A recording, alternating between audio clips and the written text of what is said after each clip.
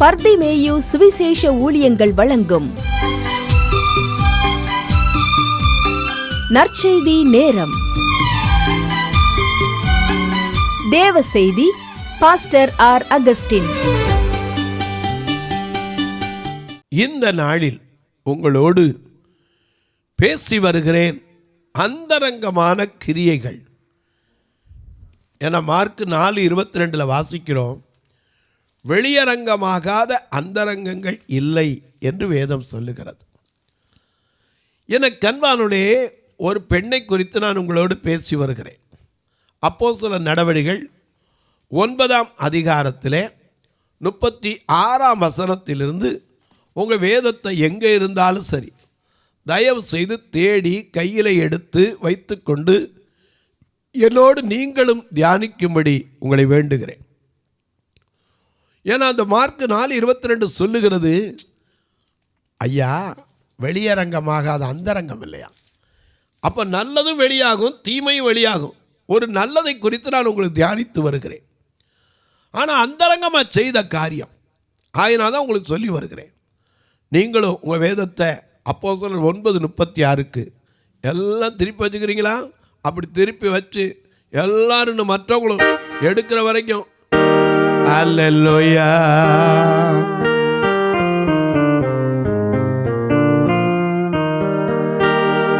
அல்லேலூயா.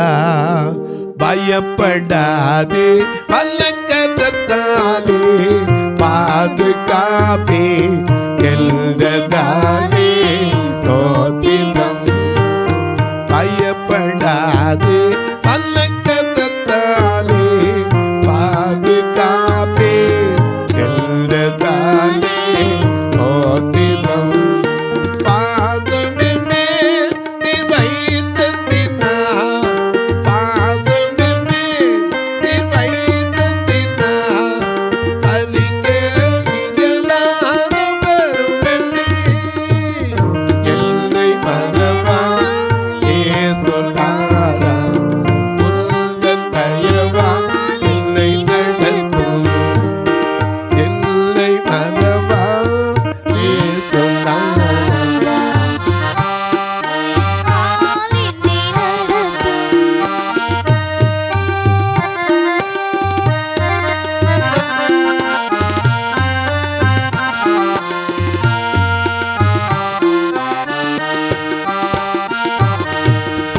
உன்னை தொடுவோம் என் கண்மணியை தொடுவதாக உரைத்ததாலே சோதிடம். உன்னை தொடுவோம் என் கண்மணியை தொடுவதாக உரைத்ததாலே சோதிடம்.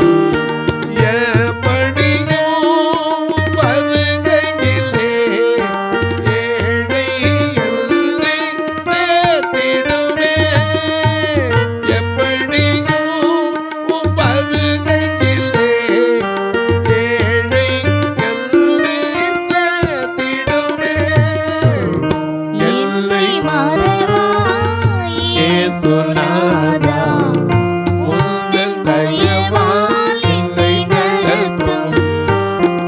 என்னை மறவாயே சுனாதா உந்தன் தயவா என்னை நடத்தும். நல்லா கவனிங்க. அப்போஸ்தலர் 9:36 எடுத்திருப்பீங்க. இங்கே ஒரு பெண் செய்த நன்மை என நற்கிரியைகள் நன்மையானாலும் தீமையானாலும் தேவ நியாயத்தில் கொண்டு வருவார். நன்மை எப்படி கொண்டு வந்தார்னு பார்க்கலாம்.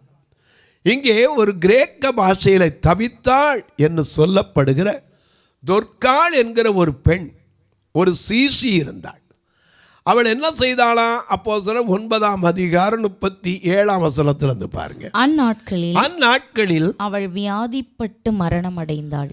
எனக்கு நல்லது தான் செஞ்சு வந்தா. அவள் ஒரு தையல் தொழில் செய்கிறவள். அவள் தன்னால் இயன்ற தர்மங்களை செய்தாள், தானங்களை செய்தாள், நற்கிரியங்களைத்தான் செய்தா. ஆனால் அதுக்காக மறிக்கலையா? அவள் என்ன செஞ்சிட்டா? நோய்வாய்ப்பட்டு தான் மறிச்சா. நாமளாக இருந்தாச்சும் நன்மை செஞ்சவங்களுக்கு ஏன் நோய் வருது? நோய் நல்லவனுக்கு வரும், கெட்டவனுக்கு வரும், எல்லாருக்கும் வருங்க. அதனால தான் நோய்களெல்லாம் நீக்குவார், நொடிப்பொழுதில் சுகம் தருவார், அவர் உன் அக்கிரமங்களை எல்லாம் மன்னித்து உன் நோய்களை எல்லாம் குணமாக்கி.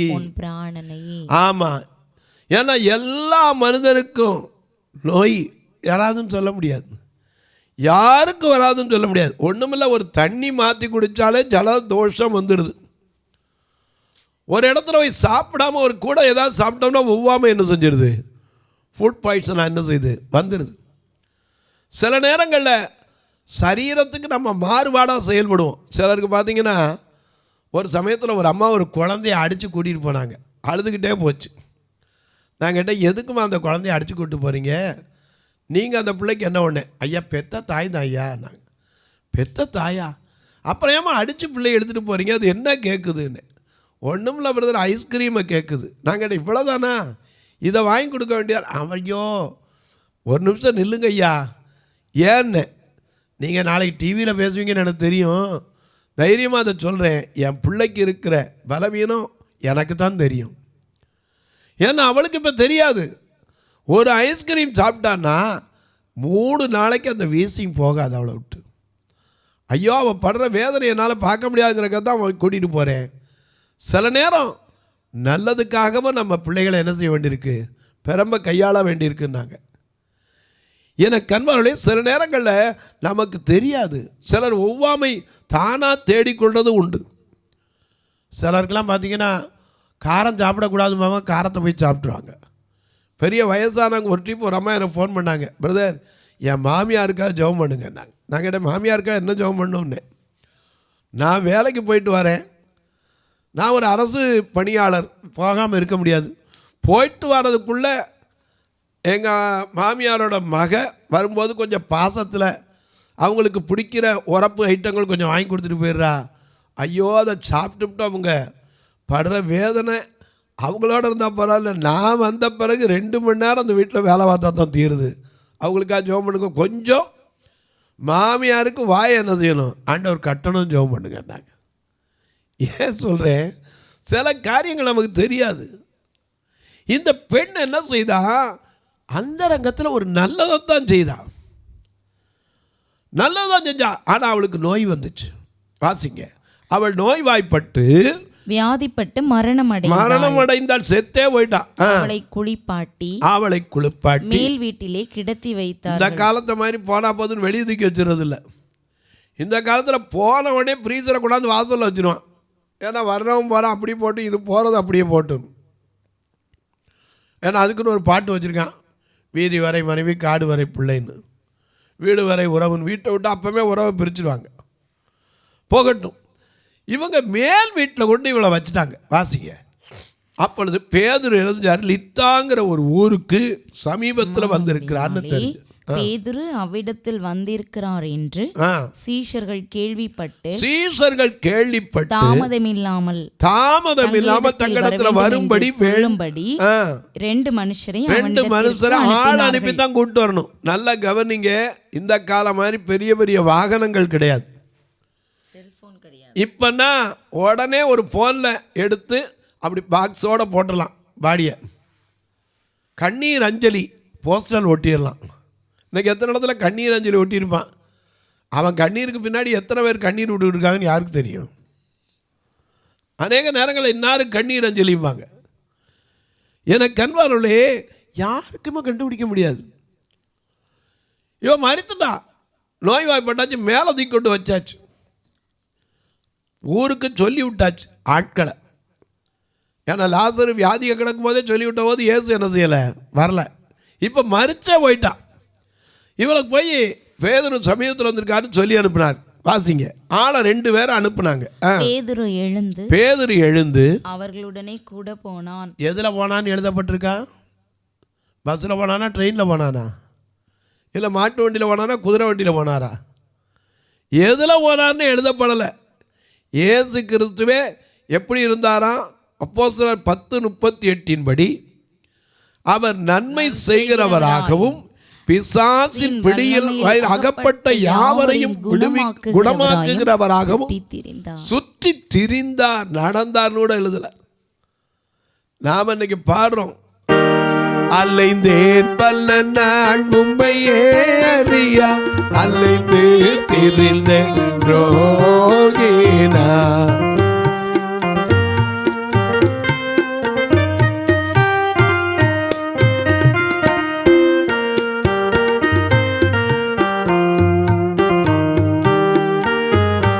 அலைந்தேன் பல நாள் உம்மையே அறியா, அலைந்து திரிந்தேன் ரோகினா.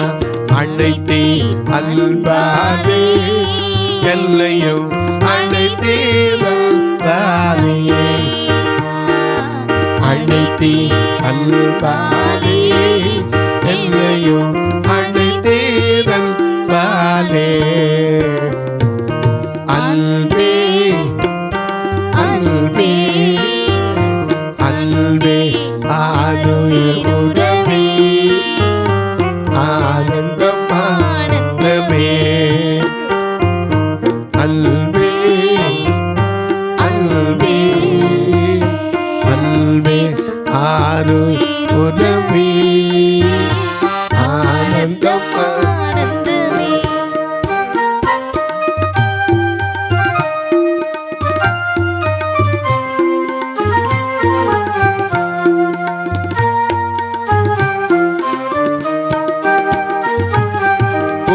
லோகத்தில் பொருளில் இனிமை அழியும் புல்லில் பூவை போ பாடாதே ஐயா, அன்பு பாடாதே ஐயா,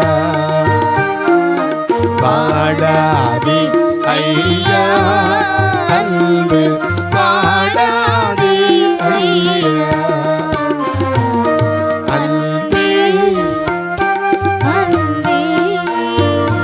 அன்பே ஆருயிரே, ஆனந்தம் ஆனந்தமே. எனக்கு அன்பானவர்களே, நாம அலைந்தேன் பல நாள் உமையை அறியாமல் அலைஞ்சது உண்மை. ஆனால் அவர் நம்ம தேடி அலைந்தார். ஒரு நாள் ஒரு பண்டி தேடினாலே, உன்னத பாட்டு 3ஆம் அதிகாரத்தில் ராக்காலத்தில் என் நேசரை படுக்கையிலே தேடினேன், தேடி அவரை காணாம வெளியில போன எந்திரிச்சு என் நேசரை கண்டிங்களான்னு கேட்டேன். அவங்க பார்க்கலன்ட்டாங்க காவலர்கிட்ட. இன்னும் கொஞ்சம் தூரம் போனோடனே என்ன செய்தேன், என் நேசரை கண்டுபிடிச்சேன். அவளை எங்க வரைக்கும் கூப்பிட்டு வந்தேன், என் தாயின் வீட்டிலும் அறையிலும் கொண்டு வந்து விடுமட்டும் விடாமல் பற்றி கொண்டே. ஆமா, நம்மளை ஆண்டவர் ஒரு நாள் தேடிக்கிட்டு இருந்தார். எங்க இருந்தோம் தெரியாது. உளையான சேற்றில் கிடந்த நம்மை தூக்கி எடுத்து பாவம் கழுவி தூய்மையாக்கினாரே, அந்த தேவன் ஒரு நாள் சுற்றி திரிந்தார், அலைந்து திரிந்தார். எனக்கு அன்பானவர்களே, நமக்கும் சில காரியங்கள் அலையுது. ஆசையானது அலைந்து தேடுகிறதை பார்க்கிலும் கண் கண்டது நலம் என்று வேதம் சொல்லுகிறது. ஆசை அலைந்து தேடுது. என்ன எங்க எங்க எங்க? எனக்கு அன்பானவர்களே, ஆண்டவர் சொல்றார், உன் அலைச்சல்களை நான் அறிந்திருக்கிறேங்க. சங்கீதம் 56 வாசிக்கிறோம், தேவரீர் என் அலைச்சல்களை எண்ணி இருக்கிறீர், என் கண்ணீர் எல்லாம் உடைய துளுத்தியிலே வையும் அவைகள் உடைய கணக்கில் அல்லவோ இருக்கிறது. அலைச்சல்கள். எனக்கு அன்பானவர்களே, அன்னைக்கு இருந்த காலத்தில் இவ்வளவு வசதியெல்லாம் கிடையாது. இப்போனா ஒரு எஸ்எம்எஸ் அனுப்புனா போதும், ஃபார்வேர்ட் பண்ணால் போதும், எல்லாருக்கும் ஃபார்வேர்டு அடிச்சிடலாம். ஆனால் அப்போ அப்படி இல்லை. போய் 2 பேர் அவங்களுக்கு தகவல் சொல்லி திரும்பி அவங்க போனவங்களும் வரணும், அங்கே வர்றவரையும் கூட்டிகிட்டு என்ன செய்யணும், வரணும். எவ்வளோ நேரம் ஆச்சு, எத்தனை நாளாச்சுன்னு இங்கே தெரியாது. அது வரைக்கும் வீட்டில் பாடியை வச்சுருந்தாங்க. இதில் ஒரு விசேஷம், அந்த பாடி கெட்டு போகலை. ஏன்னா இன்றைக்கி நம்ம ஒரு நாள் ஆச்சுன்னா என்ன செய்யணும், வைக்க முடியுமாங்கிறோம். வாசிங்க. ஏன்னா மேல் வீட்டில் வச்சுருந்தாங்க, சொல்லி அனுப்புனாங்க. அவங்க போய் 2 பேர் போய் என்ன செய்யா, பேதுருவை அழைத்து கொண்டு வந்தாங்க. வாசிங்க. பேதுரு எழுந்து அவர்களுடனே கூட போனான். அவன் போய் சேர்ந்த பொழுது அவனை அவர்கள் அவனை மேல் வீட்டுக்கு அழைத்து கொண்டு எங்க அந்த தொற்கால வச்சிருக்கீங்க, அவனுக்கு உடனே கூட்டிட்டு போனாங்க. அப்பொழுது விதவைகள் எல்லாரும் அந்த இடத்துல தான் பாருங்க, அவ செஞ்ச தர்மம் இதுவரைக்கும் வெளியாகல. அப்பொழுது அந்த சமயத்திலே விதவைகள் எல்லாரும் அழுது தொற்காள் தங்களுடனே கூட இருக்கையில் செய்திருந்த செய்திருந்த கடந்து போச்சு. அவன் செஞ்சுட்டு போயிட்டா.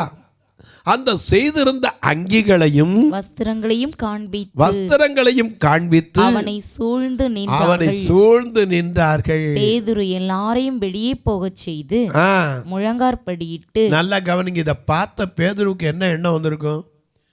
இவ்வளவு நல்ல பெண்ணா மரித்துட்டா, லாசருவை பற்றி ஒண்ணுமே நல்லதோ கெட்டதோ எழுதல. ஆனா இயேசு சிநேகித்தார், ஆவியில கலங்கி நின்றார். யோவான் 11ஆம் அதிகாரத்தில் நான் பார்க்கும்போது மக்கள்லாம் பார்த்து சொன்னாங்க, இவ்வளவாய் அவரை சிநேகித்தவர் சாகாமல் இருக்க பண்ணியிருக்கூடாதான்னாங்க. இந்த தொற்காலை பார்த்து யார் அப்படிலாம் ஒன்றும் சொல்லலை. அந்த ஏழை தாய்மார்கள் நன்றி உள்ளவர்கள். அவங்க யார்கிட்டையும் போய் சொல்லவும் இல்லை, கையில் வச்சுக்கிட்டு அவளை சுற்றி பேதுருவை சுற்றி நின்னாங்க. எல்லாரையும் பேதுரு பார்த்துருப்பான், மனசில் நினச்சிருப்பான், இந்த தொற்காலா இவளுக்கா இவ்வளவு கூட்டம். எனக்கு அன்பானவளே, சில வேளைகளிலே நம்முடைய சாட்சி எப்படி இருக்கிறது, நான் மறைந்தாலும் கூட சில நினைக்கிற மாதிரி செஞ்சு ஏதாவது செஞ்சுருக்கோமா? சில சொல்லுவாங்க, அப்பா போனதே போதும்பா அப்படிங்கிறான். சிலர் ஐயோ போயிட்டாரேங்கிறான்.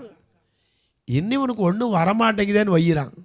எத்தனை விதம் இருக்குது ஊருக்குள்ளே பார்ப்பீங்கள்ல. சிலர்லாம் தன் புருஷனை பார்த்தே வைக்கிறாங்க, இவனுக்கெல்லாம் ஒன்றும் வரமாட்டேங்குதே அப்படிங்கிறாங்க. வெளியே போகும்போது சொல்கிறாங்க, திரும்பி நல்லபடியாக வரமாட்டேன். இப்படிலாம் பேசுகிறோம். அப்படி ஒரு நாளும் பேசாதீங்க. ஏன்னா என்ன அந்தரங்கத்தில் இருந்தாலும் கர்த்தர் மேல் பாரத்தை வைத்திருங்க. ஏன்னா அவர் நமக்கு நீதி செய்கிற தேவன். நீதி தேவன், வெற்றி வேந்தன், அமைதியின் மன்னன். நீதி தேவன், வெற்றி வேந்தன், அமைதியின் மன்னன். நினைத்து நினைத்து துதித்து துதித்து, நினைத்து நினைத்து துதித்து துதித்து நிம்மதியை அடைவே, அடைவே. எனது தலைவன் இயேசு ராஜன், ஆண்டில் சாய்ந்து சாய்ந்து மகிழ்ந்து மகிழ்ந்திருப்பே.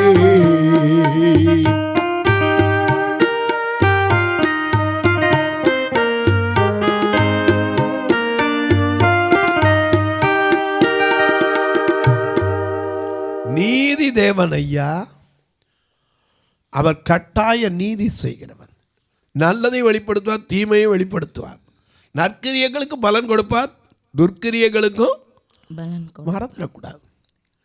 இந்த தொற்காள் செய்த நன்மை யாராவது சொன்னதா இங்கே இருக்கா? ஒருத்தர் கூட பேசலை. அவங்க வாட்டில் நின்றுக்கிட்டு இருந்தாங்க. ஏன்னா அவன் மரித்து போயிட்டா.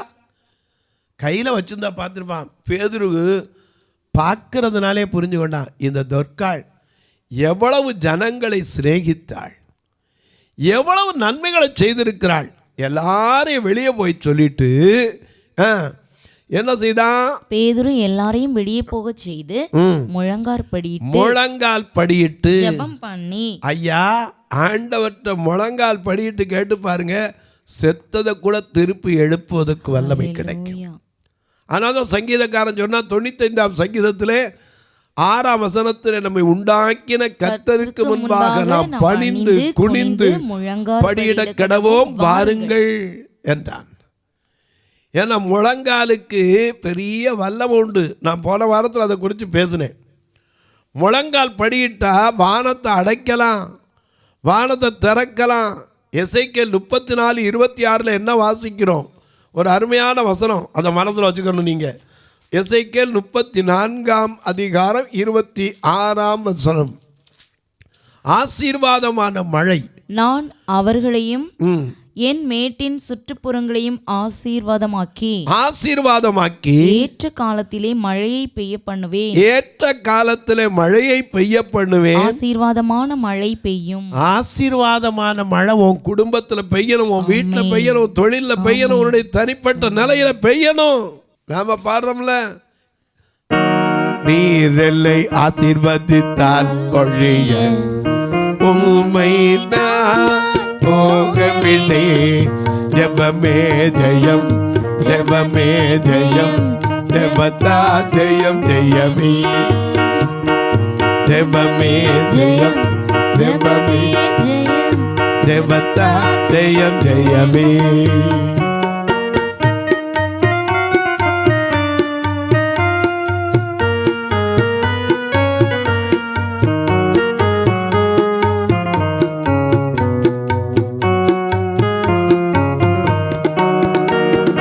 யாக்கோபு போல ஜெபித்திட விசுவாச ஜெப வீரனானே. யாக்கோபு போல ஜெபித்திட விசுவாச ஜெப வீரனானே. நீரெல்லை ஆசீர்வதித்தால் ஒழிய, நீரெல்லை ஆசீர்வதித்தால் உம்மை நான் போகவில்லை, உம்மை நான் போகவில்லை. ஜெபமே ஜெயம், ஜெபமே ஜெயம், ஜெபத்தா ஜெயம் ஜெயமே. நல்லா கவனிங்க, செத்து போயாச்சுங்க, ஜெபிக்கிற விசுவாசத்தோட எல்லாரும் வெளியே போய் சொல்லிட்டு முழங்கால் படியிட்டு என்ன சொல்றாரு? தவித்தாளே. அந்த வார்த்தையை முழங்காற்படியிட்டு ஜெபம் பண்ணி பிரேதத்தின் புறம்பாய், அதுவும் கூட பிரேதத்துக்கு ஆப்போசிட் தான் முழங்கால் படிட்டு ஜெபம் பண்ணி, இப்ப பிரேதத்தின் புறம்பாய் திரும்பி தவித்தாளே எழுந்திரு என்றான். அப்பொழுது அவள் தன் கண்களை திறந்து, செத்து கிடந்தவன் எத்தனை நாள் செத்து கிடந்தான் தெரியாதுங்க. அந்த நல்ல கிரியைக்கு கிடைச்ச பரிசை பாருங்க. அந்தரங்கத்தில் செய்தான், வெளியரங்கத்தில் கர்த்தர் பதில் கொடுக்கிறார். அவள் கண்களை திறந்து பேதுருவை பார்த்து உட்கார்ந்தா, படுத்து கிடந்த புணமா இருந்தவ. அவன் அவளுக்கு கை கொடுத்து அவளை எழுந்திருக்க பண்ணி பரிசுத்தவான்களையும் விதவைகளையும் அழைத்து அவளை உயிருள்ளவளாக அவர்களுக்கு முன் நிறுத்தினான். கூட்டிட்டு செத்து கிடந்தா இப்ப உயிருள்ளவளாக ஒப்பு கொடுத்தான். தொலைக்காட்சியை பார்க்கிற என் அன்பு மக்களே, ஒவ்வொரு கிரியை, அந்தரங்கமான எந்த காரியம், அது நன்மையா இருக்கலாம், தீமையா இருக்கலாம், ஆனா தேவன் எதுல கொண்டு வருவார்? நியாயத்திலே கொண்டு வருவார். ஏன்னா அந்தரங்கமாகாத, வெளியரங்கமாகாத அந்தரங்கள் கிடையாது. மார்க் 4:22 வாசிக்கிறோம், வெளியரங்கமாகாத அந்தரங்கங்கள் இல்லை. ஆனா நம்முடைய அந்தரங்கங்கள் எப்படிப்பட்டது? எனக்கு அன்பானவர்களே, ஒருவேளை நீங்களும் கூட, ஐயோ எனக்கு அவர் மனசில் என்ன இருக்குன்னே புரியலையே, உட்கார்ந்துருக்கிற பெண்ணாக இருக்கலாம், இவன் மனசில் என்ன இருக்குன்னே என்னால் புரிஞ்சுக்க முடியலையே உட்கார்ந்துருக்கிற ஆணாக இருக்கலாம்.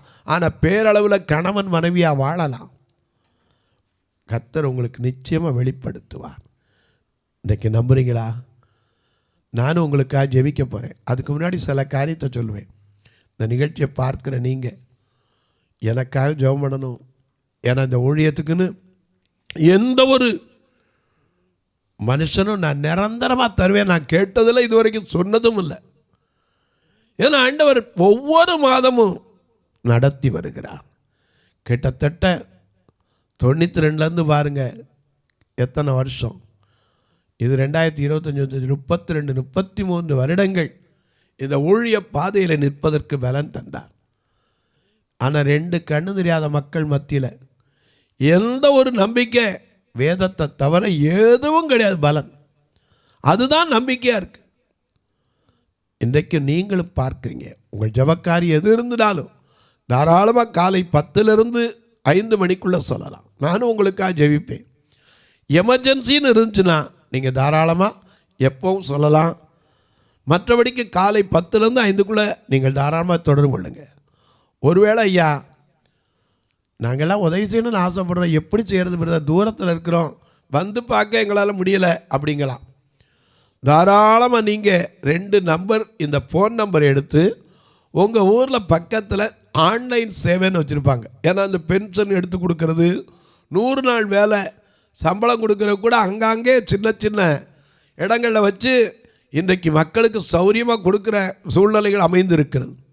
இதுகளில் போய் கூட நீங்கள் இப்படி சொல்லுவீங்கன்னா அவங்களே இந்த ஃபோன் நம்பரை கொடுத்தா போதும் உங்களுக்கு உதவி செய்வாங்க, அனுப்புவாங்க. அது மட்டும் இல்லை, ஐயா எனக்கு ஆசை இருக்குது, என்னால் முடியலை, நானே ரொம்ப ஏழையாக இருக்கேன், கவலைப்படாதீங்க, உங்களுக்காக நானும் ஜெபிக்கிறேன், ஆண்டவர் உங்களை ஆசீர்வதிக்க. ஒருவேளை ஐயா என் வியாதிக்காக, என் வேதனைக்காக, என் கண்ணீருக்காக ஜெபிப்பீங்களா? தாராளமாக ஜெபிப்பேன். உங்கள் தேவை என்னன்னு எங்களுக்கு தெரியலேன்னு கேட்குறீங்களா? வந்து பார்க்கணுன்னா தாராளமாக வாங்க. இல்லைன்னா நான் சொல்கிறேன், எத்தனையோ கட்டுமான பணி இன்னும் கட்டப்பட வேணும்.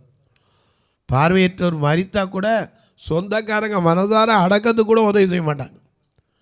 அது மட்டும் இல்லை, ஒவ்வொரு வாரமும் வேனில் கூட்டிகிட்டு வர்றதுக்கே 4000 ரூபாய் உங்களுக்கு நல்ல ஒரு சாப்பாடு கொடுத்து, 1 இல்லை 2 சபை இருக்குது. உங்கள் பிறந்த நாள், திருமண நாள் போன்ற நல்ல நாட்களிலே இப்படிப்பட்ட காரியங்களுக்கு உதவலாம். இப்பொழுது உங்களுக்காக ஜெபிக்கட்டுமா? நல்ல பிதாவே, நன்றியோடு துதிக்கிறோம் சுவாமி. இந்த நாளிலே செய்தியை கேட்ட ஒவ்வொரு குடும்பங்களுக்காய் ஜெபிக்கிறேன், ஒவ்வொரு பெரியோர் சிறியோர் பிள்ளைகளுக்காய் ஜெபிக்கிறேன், கணவன் மனைவிக்காய் ஜெபிக்கிறேன், பெற்றோர் பிள்ளைகளுக்காய் ஜெபிக்கிறேன், திருமணமாகாத என் அன்பு தம்பி தங்கையருக்காய் ஜெபிக்கிறேன். அது மட்டுமல்ல ஐயா,